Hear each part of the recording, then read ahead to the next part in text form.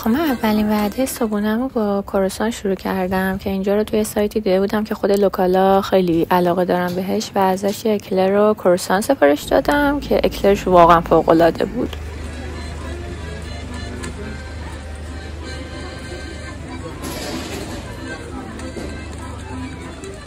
من برای نهار هم اینجا رو انتخاب کردم که باز بین لوکال ها خیلی معروف هستش و خودشون خیلی اینجا میان و مثل اینکه تاریخچه خیلی جالبی داره. تو سال 1880 تأسیس شده و به یکی از بیستروهای بزرگ پاریس تبدیل شده به مرور زمان و مشتری متنوعی هم داشته مثلا هنرمنده و نویسنده و روشنفکرای مشهوری که اینجا می اومدن. خودشون ادعا دارن که دستورالعمل‌ها و روش پخت و پزشون تو طول نسل‌ها منتقل کردن و تضمین میکنن که اصالت غذای فرانسویشون رو حفظ کردن. و سوپ پیاز و اردکشون خیلی معروف هستش که حالا راستش من خیلی از سوپ پیازش خوشم نیومد، ولی حقیقتا این غذای اردکش خیلی خوب بودش. و چیز دیگه هم هستش، شرابایی هم که خودشون حالا بهتون معرفی میکنن و اینا با غذا، اونا هم خیلی خوب هستش و در کل خیلی از اینجا هم من خوش آمد و راضی بودم.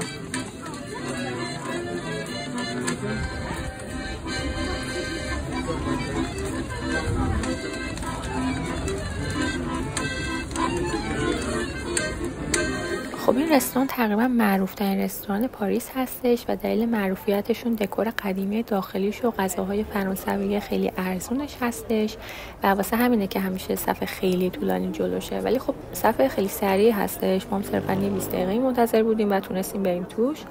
و این رستوران سال 1896 تأسیس شده و اون اسم بویلون داخلش در اشاره به اون غذاخوری‌های فرانسوی داره که برای کارگران آبگوشت و غذاهای ارزون قیمت سرو می‌کردن.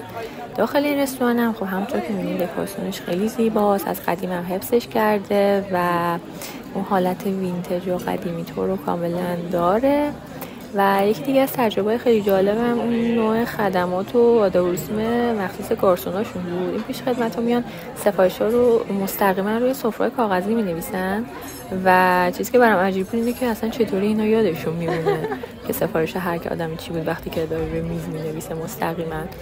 و البته من 2 تا دوستم پیدا کردم، یه خانم فرانسوی، یه خانم هندی بود. خانم فرانسوی هم داشت برام رو میز آدرس شراب‌فروشی خیلی خوب توی فرانسه رو می‌نوشت که البته گفت تو جنوب فرانسه هستش. و من واسه پیش غذا این حلزونه رو سفارش دادم که حقیقتا اینقدر اون طعم سبزیجات و اینا زیاد بود که اصلا طعم خود اون حلزونه رو اونقدر حس نکردم. و واسه غذا هم خوراک زبون سفارش دادیم و ماهی که واقعا خوب نبود و هیچ طعم خاصی نداشت اصلا. و حالا قیمتش ارزون بود ولی خود غذاش نه به اون صورت.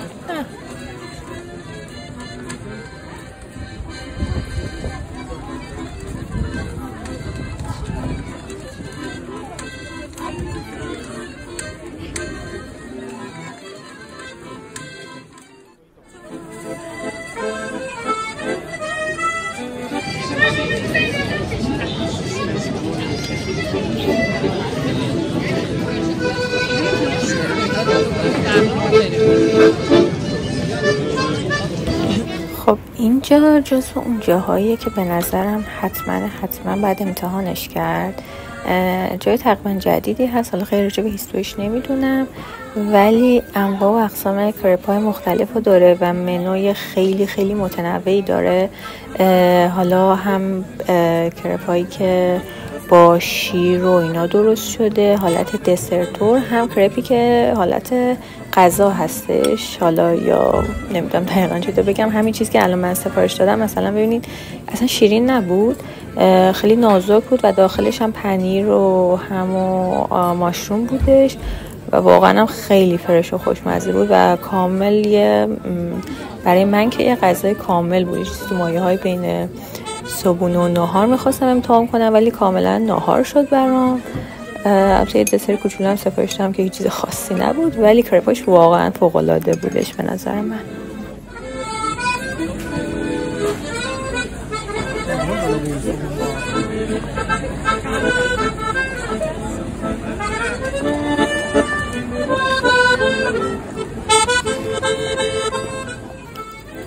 خب دیگه فرانسه هستش و ماکاروناش دیگه.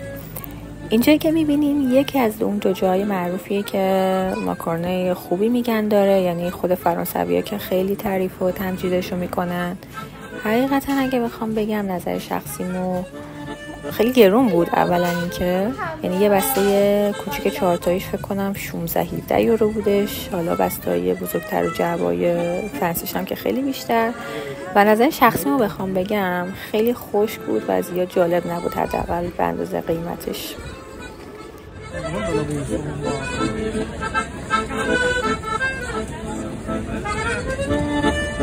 گل سرسبد همه اینا این بیسترو کوچولو موچولو بود که تو قلب محله مارایی قرار داره و خیلی جای کوچولو دنج و گوگولی بودش. خیلی میزه کوچولی داشت که باید تقریبا کنار آدمای غریبه میشستی غذا میخوردی و بیشتر از 100 ساله که اینجا فعالیت داره و بین فرانسوی ها هم خیلی معروف هستش.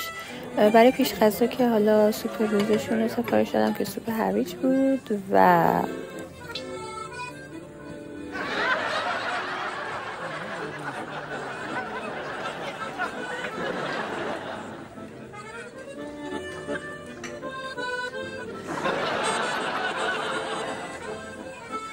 البته یکی از معروف‌ترین غذاهای فرانسه که خب این استیک تارتارشون هستش که خیلی دوست داشتم امتحان بکنم و حقیقتا اگه بخوام بگم خیلی خوشمزه بود و خیلی فرش بود، حداقل اینجایی که من انتخاب کردم و من واقعا عاشقش شدم. حالا مثل این که جوکه ولی واقعا عالی بود و این موس شکلاتشون هم خوب بود، بد نبود. در کل که این بیسترو مورد علاقه‌ام بود و واقعا اگه برگردم پاریس دوباره میرم اینجا واقعا.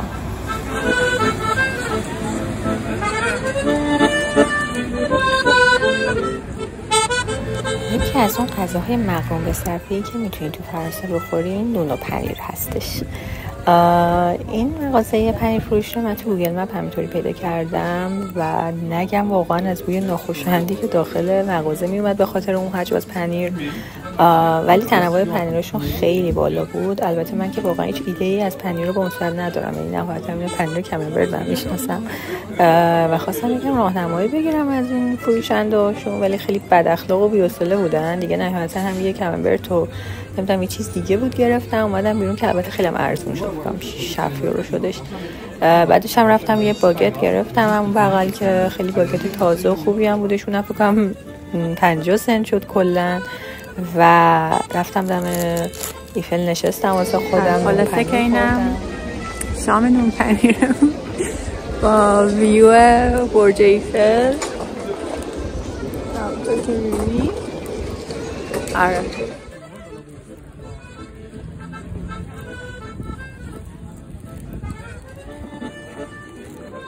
آقا واقعا کاش میتونم فیلم بگیرم، یعنی همین چند لحظه پیش داشتم تو میخوردم بعد یه خانومه با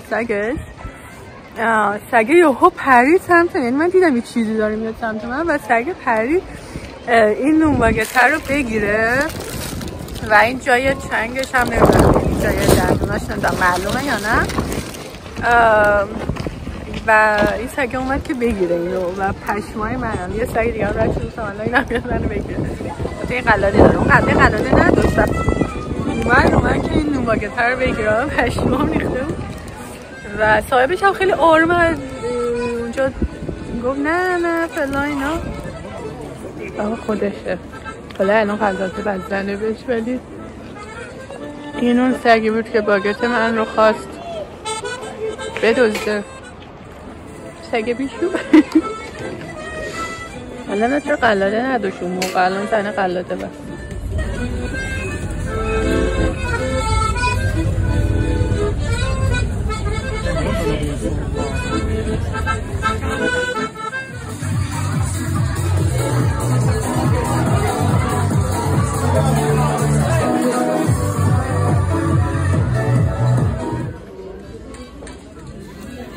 یکی دیگه از معروف ترین چیزای فرانسه این هات چاکلت و کروسانشون هستش که داخلش خامه میریزن و این کروسان رو میکنن داخل این هات چاکلت رو میخورن. معروف اینجا برای اینجا این آنجلینا هستش. طبق گفته فرانسوی ها شعبه‌های خیلی مختلفی هم داره. حالا من همطوری یه شعبه‌ش رو رندوم رفتم و فکر کنم برای همین یه هات چاکلت و کروسانش 8 یورو شد که حالا به نظرم قیمت خوبی بودش.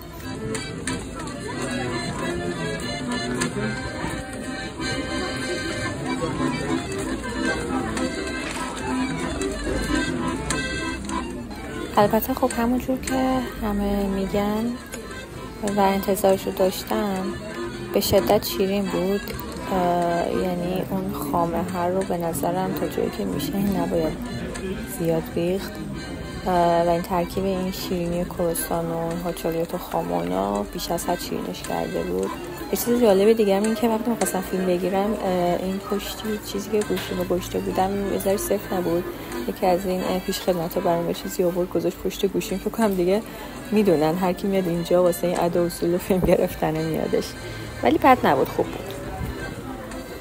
برای ساعتی که میخواستم ماکارون بگیرم تصمیم گرفتم برم اون یکی جایی که معروفه ماکاروناش و همینطوری رندوم رفتم یک کدوم از اون شعبه‌هاش رو سر زدم و با اینکه حالا خیلی تنوع خوبی به نظر داشت ولی حقیقتا خیلی گرون بودش. یعنی فکر میکنم یادمه مثلا برای یه بسته 24 تاییش 49 یورو بود یا مینیمومش از مثلا 19-20 یورو شروع میشد که دیگه برگشتم همون اون یکی جا برای ماکارون سوغاتی گرفتن و با اینکه حالا میگم اونم حداقل فکر میکنم هر تقریبا 4-5 تا ماکارونش 16 یورو شد ولی خب باز بهتر بود و میارزید.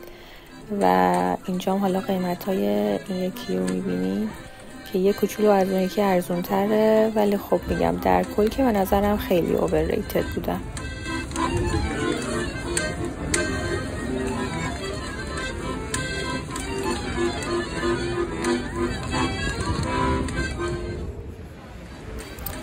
آخرین جایی که من برای نهار انتخاب کردم این بیسترو هستش. یه جای خیلی تاریخی هستش و نزدیک باغ لوکزامبورگ هم هستش.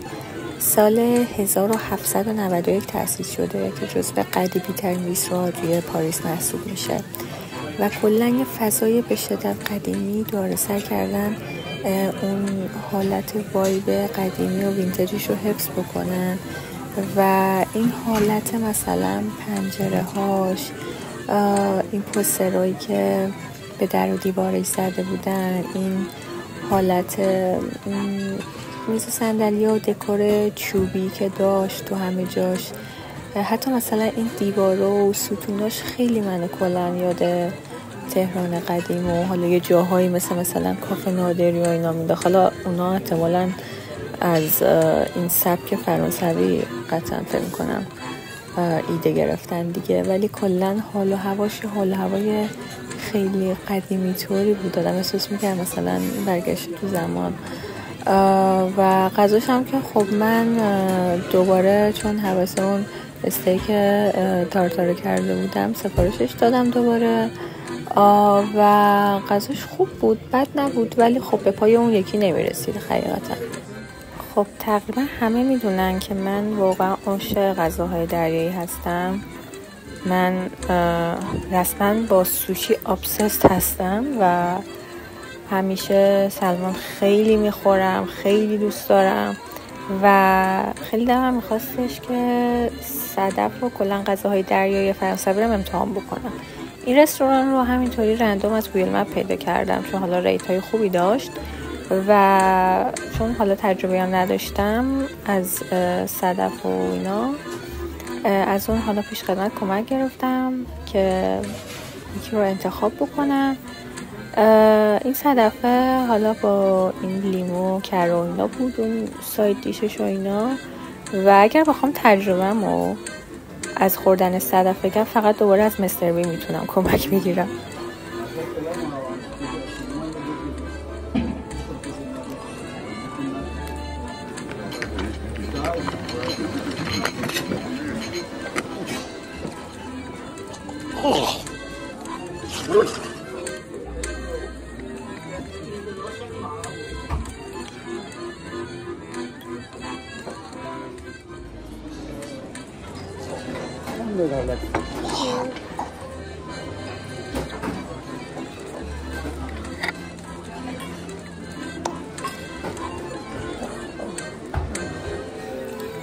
حالا واقعا نمیدونم این رستوران بد بود یا فرانسوی ها کلا بلد نیستن، حقیقتا نمیدونم، ولی اصلا صدفش و سلمانش خوب نبود. این صدفش که کاملا مزه دریا میداد، حتی یه جاهای احساس کردم یه ذره شنو ماسه زیر زبونمه. و این سلمانش هم نمیدونم واقعا چی بهش زده بودن، یا شاید گوشتش اصلا خوب نبود و تازه نبود، ولی سلمانی که من عاشقش هستم رو واقعا نتونستم تموم کنم و خیلی تجربه بدی بود متاسفانه.